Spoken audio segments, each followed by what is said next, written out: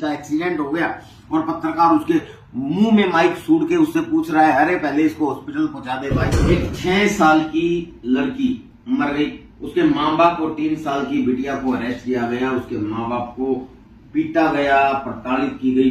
अपनी टीआरपी, अपने व्यूज के चक्कर में आप बच्चे की जान लोगे क्या, या उसका सत्य जान ले। सत्य तो जानना नहीं है, पत्रकारिता तो आती नहीं है।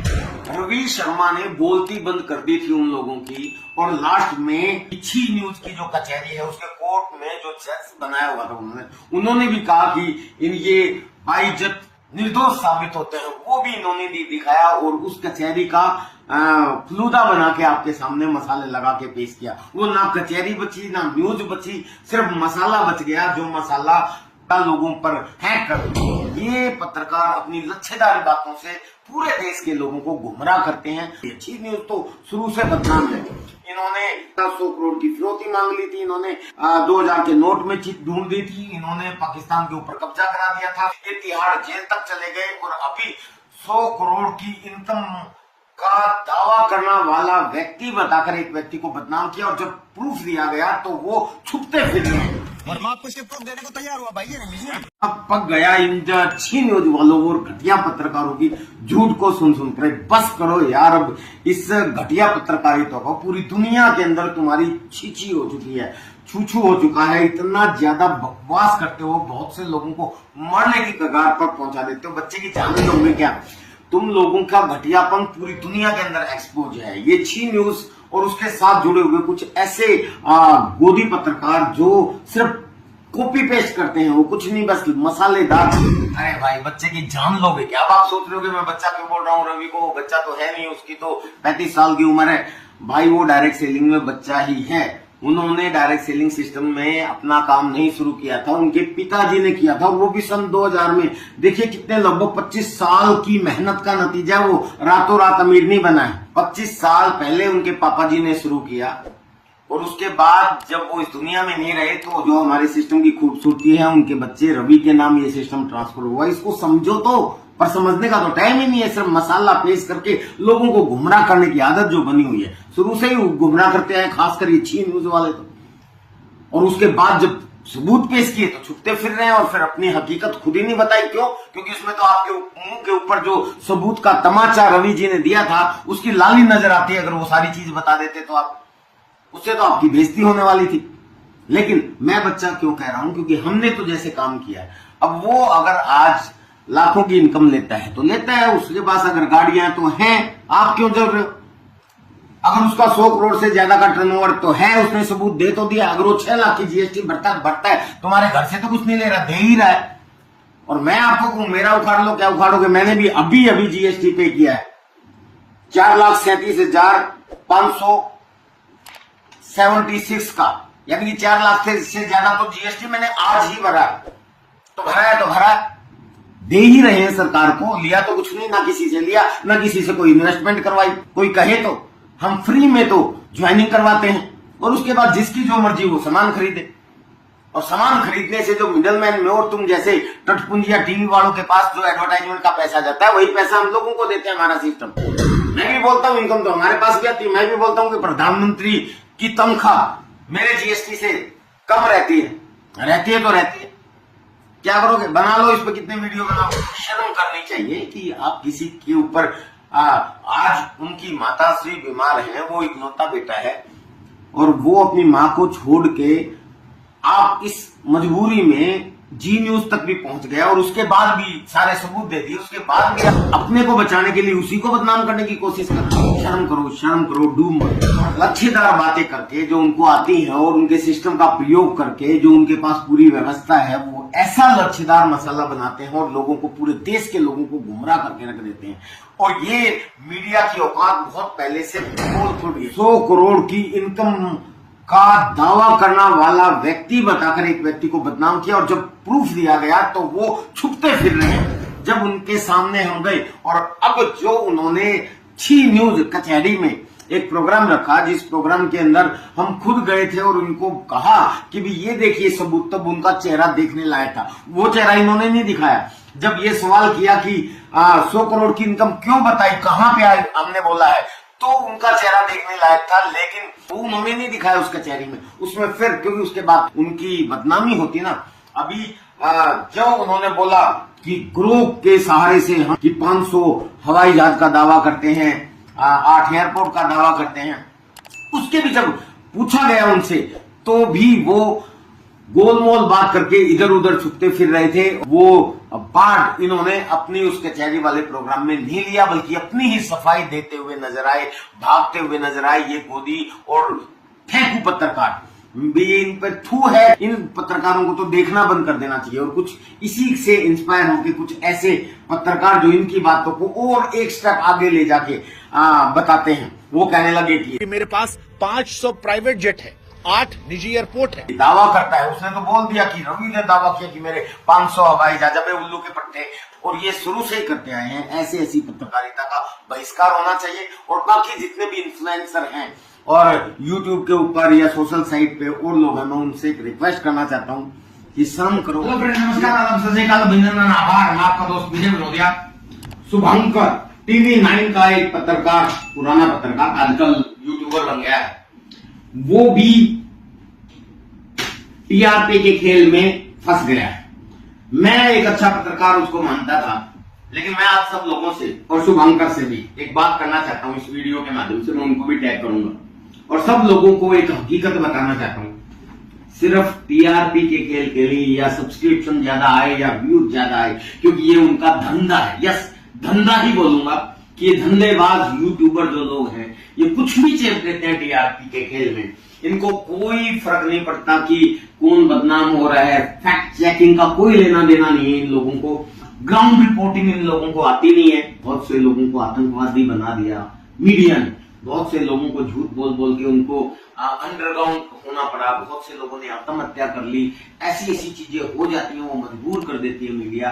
किसी को साबित कर देती है, किसी को कुछ कर देती है।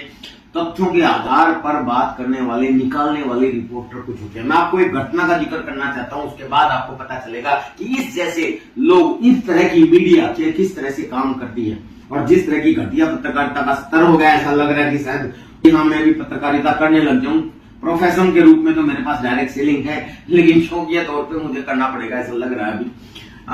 वो आगे देखेंगे। लेकिन 1996 में एक केस हुआ था। एक 6 साल की लड़की मर गई। उसके माँ बाप और 3 साल की बिटिया को अरेस्ट किया गया। उसके माँ बाप को पीटा गया, प्रताड़ित की गई और हर अखबार में, हर न्यूज पे एक चीज आई कि बेटी को मार दिया। कितने दरिंदे लोग हैं, कितना कलयुग आ चुका है। 6 साल की बिटिया को नहीं बसका, शायद उसकी शादी के खर्च की कारण या आने वाले समय में उसका खर्चा ना उठ पाए। इस तरह की पता नहीं कितनी घटिया बातें, जिस तरह की बातें अब इस फेक न्यूज में की जा रही है। ठगों का सुपरस्टार, झूठ का पुलिंदा, कितना बड़ा फ्रॉड इंसान, रातों रात करोड़पति बनाने वाला है, महाठग, पता नहीं कैसी चीजें। ऐसी तरह की घटिया बातें उन माँ बाप के लिए बोली गई। लेकिन मैं ग्राउंड लेवल पे गया और मैंने अंदर जाके उनके माँ बाप से भी मिला और गांव वालों से, पड़ोसियों से जब बात पता चली तो अंदर की कि ये आया कि वहां का कोई उस गांव का कोई पावरफुल व्यक्ति, जिनके घर पे वो गुड़िया दूध लेके जाती थी, उन्होंने कुछ दुष्कर्म, कुछ गलत किया और जिसकी वजह से वो मारी गई या कुछ भी हुआ था। और उसका दोस्त, क्योंकि वो पावरफुल आदमी था, प्रशासन उसका, पुलिस उनकी, आपको पता है कि जो राजनीति में पावर होते हैं, जो पैसे में पावर होते हैं, जिनकी प्रशासन में पहुंच होती है, वो अपने तरीके से मीडिया को खरीद लेते हैं। मीडिया का सत्र ऐसे ही गिरा हुआ और पुलिस ने वो सारा दोष उनके माँ बाप को धर दिया था। फिर मैंने जो रिपोर्टिंग की थी तो मेरे अखबार ने फ्रंट पेज की लीड स्टोरी बनाई थी। मैं धन्यवाद करता हूँ हमारे एडिटर साहब का भी, कि उन्होंने इस मुद्दे को उठाया था और हेडिंग बना था, बेटी की मृत्यु का दोष माँ बाप पर थोपने के लिए पुलिस ने जुल्म ढाए। ये हेडिंग था। कितना सुकून मिला होगा उन माँ बाप को, कितना सुकून मिला होगा उन लोगों को जिनके ऊपर अन्याय हो रहा था। मैं कहता हूं कि सही पत्रकारिता तो वो है कि अगर कोई ऐसी न्यूज निकाल के लाए कि टीआरपी के खेल में 6 न्यूज वालों ने एक व्यक्ति को बदनाम किया और झूठ फैलाई। ये मीडिया वाले किस तरीके से उसकी ये घड़ी, उसके ये परिवार तक पहुंच रहे हैं। शर्म आनी चाहिए टीआरपी के गेम में कि हाँ उसकी बहन की शादी, उसके परिवार का ये, उसका ये। अरे कितना गिरोगे यार। हमने उनके पापा जी के साथ काम शुरू किया था 2000 से। उनके पापा जी मेहनत कर रहे हैं इस डायरेक्ट सेलिंग इंडस्ट्री में। 2001 में तो उन्होंने होंडा सिटी खरीदी थी। अगर इसने BMW अब खरीद भी ली 25 साल बाद, कुछ 2-4 BMW अगर खरीद भी ली तो क्या हो गया? सिर्फ बोल ही तो दिया। उसको चेक करो है या नहीं। उसने बोल दिया कि मेरा 100 करोड़ का टर्नओवर है, उसको आप लोगों ने 100 करोड़ की इनकम बता दिया। अरे चेक तो करो है कि नहीं है। फैक्ट चेक करे कि नहीं किया, वो भाग गया। अरे किसी को आप महाठग और पता नहीं ऐसे घटिया सब बोलोगे तो वो तो ऐसे ही घबरा जाएगा। वो तो भागा भागे क्या आत्महत्या कर ले, ये भी तो हो सकता है। लेकिन सोचना चाहिए मीडिया को। मीडिया का स्तर बहुत ज्यादा गिर गया। उसने तो फिर आके सामने आके पॉडकास्ट भी दिया, टैक्स विद सुरेंद्र बस पे सारे सबूत पेश किए। जी न्यूज के ऑफिस में भी गया, उनका इंटरव्यू भी हुआ, उन्होंने सारे सबूत दे दिए। वो तो नहीं दिखाए उन्होंने, क्योंकि उससे टीआरपी नहीं मिलेगी, उससे तो चैनल की बदनामी होगी। लेकिन मैं आप सब लोगों से, जो भी मीडिया वाले या जो भी झूठ भैया जो यूट्यूबर है, जो मीम बना के, कुछ मजाक बना के लोगों का और अपने व्यूज के चक्कर में किसी की भी बदनामी करते हैं, थोड़ा सा तो गैरत रखो कि आगे जाके ऊपर वाले को जवाब देना है। ये देखना चाहिए कि आज शी न्यूज का तो मैंने भंडाफोड़ किया था, उसने किस तरीके से पहले भी बहुत बार वो फंसा है, उसकी तो इमेज ऐसी है। लेकिन एक अच्छे पत्रकार, अब शुभंकर को भी मैंने मेल डाली कि ये गलत है, इसके फैक्ट्स अगर आपको चाहिए तो हम दे सकते हैं, हम मिला भी सकते हैं रवि जी से। लेकिन उनका कोई जवाब नहीं आया, तो भागा तो शुभंकर। अब मैं भी बोलूं शुभंकर की आवाज में कि वो छुप गया, वो कायर, इस ऐसे जैसे लोगों की वजह से मीडिया बदनाम है, ये ठक्का सौगंधगार, ये गुमराह करने वाला व्यक्ति, तो क्या अच्छा लगे? आपकी मजबूरी होगी, आपने मेल का जवाब नहीं दिया। रवीश कुमार जी, आपको पता है बहुत वरिष्ठ पत्रकार है, हमारे भारत की शान है। उनको रोमन मैग्सेसे अवार्ड मिला, जिसको पत्रकारिता का ऑस्कर कहा जाता है। उनको भी मैंने मेल किया कि कई बार गलती हो जाती है, क्योंकि वो भी अभी यूट्यूब पे ही है, उन्होंने मेन स्ट्रीम मीडिया छोड़ दिया, कहीं वो भी इसी हवा में आके चेत ना दे। तो उनका साफ वहां से उनका तो जवाब आ गया कि नहीं, मेरी वो न्यूज नहीं है। किसी घटिया व्यक्ति ने, इन जैसे जो ची न्यूज और शुभंकर जैसे, मैं ओपनली बोल सकता हूं, इन जैसे किसी ने कोई फेक न्यूज चैनल उनका बनाया हुआ है फन टीवी के नाम से, उसके ऊपर उन्होंने रवीश जी का चेहरा, रवीश जी का वीडियो और रवीश जी का आवाज को एआई के माध्यम से एक फेक न्यूज बना दी। बहुत से अच्छे अच्छे पत्रकार भी हैं जिन्होंने ग्राउंड लेवल पे काम किया है, जो सच्चाई को खोज के निकाल के लेके आते हैं, किसी को बर्बाद करने की प्लानिंग नहीं करते। मैं सभी न्यूज चैनल वालों से ये कहना चाहता हूं कि बच्चे की जान लोगे क्या? इतने की घड़ी है, इतनी गाड़ियां हैं, एआई ने बताया 500, और शुभंकर ने तो एआई का जिक्र भी नहीं किया, सीधा बोला कि ये व्यक्ति दावा करता है कि मेरे 500 हवाई जहाज है, मेरे 8 एयरपोर्ट है। में कोई वीडियो है ऐसा? अरे बोलने से पहले आप अपनी इमेज को तो देखो कि हाँ हम पत्रकार हैं, पत्रकार कहलाते हैं, ग्राउंड से रिपोर्टिंग निकाल के लेके आनी चाहिए। जो मैं बोल रहा हूँ वो सच भी है। उससे तो बढ़िया जी न्यूज ने ये बोल दिया था कि एआई के द्वारा पता चला, और इन्होंने तो बोल दिया कि वो व्यक्ति दावा करता है। शर्म करो मीडिया वालों, शर्म करो। कुछ अच्छे पत्रकार भी है, उनसे सीखो। और जो मीम बनाने वाले और मजाक बनाने वाले लोग हैं, मुझे पता है मजाक तो नरेंद्र मोदी का भी बनता है, मजाक राहुल गांधी का भी बनता है, मजाक सब लोगों का बनता है, बड़े बड़े लोगों का। आज रवि जी भी बड़े आदमी होंगे, लेकिन हमारी इंडस्ट्री में वो बच्चा है, तो बच्चे की जान लोगे क्या? और बच्चा क्यों? क्योंकि उसके पापा जी ने 2000 में शुरू किया था, वो नेक्स्ट जनरेशन का, उनको बनाया मिल गया, एकदम से बड़ी इनकम आना शुरू हो गया। उस खुशी में उसने जाहिर कर दिया और उसका वीडियो वायरल हो गया। और उस समय जिस समय वो बीमार था, उसकी शक्ल उतना प्रेसिडेंट थी नहीं, तो उसका मजाक बना रहे हो आप लोग। शर्म आनी चाहिए, छी है आप लोगों पे, छी न्यूज की तरह से। तो मैं सब लोगों को ये कहना चाहता हूँ कि स्टॉप दिस नॉनसेंस, इसको रोकिए। ये मजाक बनाना कुछ दूसरी कंपनियों के लोग और कुछ और लोग भी हैं जो ऐसे ऐसे मीम्स बना रहे हैं। डायरेक्ट सेलिंग एक एथिकल बिजनेस है, जिसको भारत की सरकार मान्यता देती है, जिसने 10 सितंबर सन 2016 को गाइडलाइन इशू की है, रूलिंग भी बना दी। उसके तहत काम करने वाली एक रेप्यूटेड संस्था के अंदर रवि काम करता है। बोलते हैं कि रातों रात करोड़पति बनने का दावा करते हैं, कभी नहीं किया। बोलते हैं कि मेरे 500 हवाई जहाज है, कभी नहीं बोला। बोलते हैं कि मेरे 8 एयरपोर्ट है, कभी भी नहीं बोला। बोलते हैं मेरा एक 100 करोड़ का टर्नओवर है, उसका 120 करोड़ का टर्नओवर। बोलते हैं कि मैं 6 लाख की जीएसटी भरता हूँ, 6 लाख से ज्यादा की जीएसटी भरते हैं। अरे टर्नओवर तो मेरा भी 50 करोड़ के आसपास का रहता है। मैं भी बोलता हूं कि मैं जितनी जीएसटी भरता हूं प्रधानमंत्री की तनख्वाह से ज्यादा होती है, मेरे को बना लो, मैं तो लड़ जाऊंगा आप लोगों के साथ। बच्चे की जान लोगे उसके पीछे पड़े हुए बिना बात की, सच निकाल के उस पे आप बनाइए। किसी व्यक्ति के पीछे इतना पड़ना भी ठीक नहीं। आप सबसे उम्मीद है कि सही चीज को आप आगे बढ़ाएं। मेरा करियर है डायरेक्ट सेलिंग और बहुत से लोगों का करियर बना रहा है। और ये जो शुभंकर है, इसने जो जो भी बोला उसके वीडियो में मैं खंडन करता हूं। 90% ये जिसको कुछ नॉलेज ही नहीं है ये तथ्य बता रहा है। 1%, 99%, 90%, 10%। मैं कहता हूं जो आपने बोला वो 90% झूठ है, 10% सच बोला है। बाकी कुछ कंपनियां हैं जो निवेश करवाती है, उसमें लोग ठगे जाते हैं, ये बात सच है। लेकिन पीछे वीडियो किसका चला रखा है आपने? जो कभी निवेश नहीं करवाता, वीडियो उसका चला रखा है। जो कभी इन्वेस्टमेंट नहीं होती, जो ज्वाइनिंग की कोई फीस नहीं लेता। बोल रहे हो कि ऐसी कंपनियों में लोग ज्वाइनिंग पे ध्यान देते हैं और 5,000 से 10,000 ले लेते हैं और निवेश करते हैं, और पीछे वीडियो चला रहा आपने उस व्यक्ति का जो इस तरह का काम ही नहीं करता। शर्म करो, अपनी पत्रकारिता को सुधारिए। देश का एक स्तंभ माना जाता है मीडिया, उसका स्तर बहुत गिर गया है।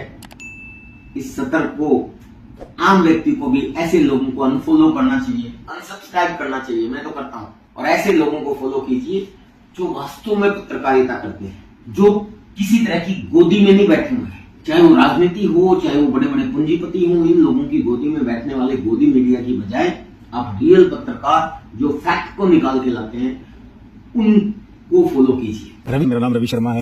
आपके टर्नओवर को लेकर लोग बड़ी जिज्ञासा है, महीने कितना टर्नओवर रवि शर्मा कर रहे हैं? टर्नओवर की बात करते हैं, जैसे मैंने भी टीम से आपका कहा कि मैंने कहा वहाँ पे 100 करोड़ का मेरा टर्नओवर है, तो बिल्कुल सर मैं आज इस बात पर एग्री करता हूँ। 100 करोड़ का मेरा टर्नओवर है, जिसका प्रूफ मैं आपको दिखाना चाहूंगा। ये आपका टर्नओवर, टीम का टर्नओवर है, कितना टर्नओवर? मैंने फिर अपनी बात को रिपीट कर रहा हूँ, मेरा टर्नओवर मेरे द्वारा जाएगा तो मेरा टर्नओवर तो कहलाएगा सर, और मैं आपको इसका प्रूफ देने को तैयार हूँ। आइए लीजिए। सर ये वो मॉल है जिसको हमने जयपुर में बनाया, राइट सर। इसको आप ओन करते हैं कि आपकी टीम, आपकी कंपनी? नहीं, इसको मैं ऑन करता हूँ सर। ये आपकी निजी, ये मेरी निजी, किसी टीम का वास्ता नहीं है इसमें। नहीं सर, फिर वही बात आप घूम फिर के करें। टीम से मेरी आप क्या कहना चाह रहे हैं? मैं अपने नाम पर प्रॉपर्टी रजिस्टर कर रहा हूँ या अपनी टीम के बिहार पर प्रॉपर्टी रजिस्टर कर रहा हूँ, दोनों फर्क है ना? ये ऑन प्रॉपर्टी है सर, खुद ही संपत्ति है। बिल्कुल, प्राइवेट मतलब प्रॉपर्टी। हाँ ठीक। उसको ये है, और ये हमने प्रूफ के साथ मैंने आपके सामने रखा, और ये मैंने आरसी मंडल में खोला जो मैंने बोला। क्योंकि पूरी टीम और कंपनी की कमाई पर सफाई देकर रवि शर्मा ने 100 करोड़ के टर्नओवर पर प्रूफ देने का दावा किया। सरकार के द्वारा मैं वो मिला, सपोर्ट मिला उसके साथ। रवि शर्मा ने अपने जवाब में अपनी कंपनी को मल्टी लेवल मार्केटिंग से अलग बताने की कोशिश की और कानूनी तौर पर हर तरीके से सही होने का दावा किया। ऐसे में रवि शर्मा से सीधा सवाल ये था कि आखिर कितने लोग आपकी वीडियोस को देखकर प्रभावित हो रहे हैं? सर, मैं आपसे यहाँ पे एक चीज क्लियर कर देना चाह रहा हूँ। मैंने यहाँ पे जो बातें बोली है, जिसको आप दिखा रहे हैं, फर्स्ट ऑफ ऑल तो मैं कहना चाह रहा हूँ कि जो प्रॉपर्टी की बात मैंने करी उसके लिए मैंने आपके सामने तथ्य पहले भी यहाँ पे पेश कर दिया है। आप देखना चाहते तो तथ्य मैं आपको वापस पेश कर देता हूं। 100 करोड़ मेरा टर्नओवर है, जो कि डायरेक्ट सेलिंग कंपनी में मेरे द्वारा होता है। जिस डायरेक्ट सेलिंग कंपनी में मैं काम करता हूँ, उसका एक स्टेटमेंट है पिछले महीने का, जिसमें जो मेरा टर्नओवर हुआ है, वो टर्नओवर हुआ है 120 करोड़ 76 लाख 59,251 रुपए। 120 करोड़ 76 लाख 76 लाख 59,251 रुपए सिंगल मंथ का एक मंथ का। दूसरा आरोप लगा है कि रवि शर्मा 6 लाख जीएसटी पे करते हैं। ये देखिए, जहाँ आपका टीम वर्क होता है, टीम डेवलप होती है, आप काम करते हैं नेटवर्क इंडस्ट्री में, तो वहाँ पे जब आप एक लेवल पे पहुंचते हैं तो वहाँ पे एक अच्छा इनकम भी आपको मिलती है, एक अच्छा इनकम आपका जनरेट होता है।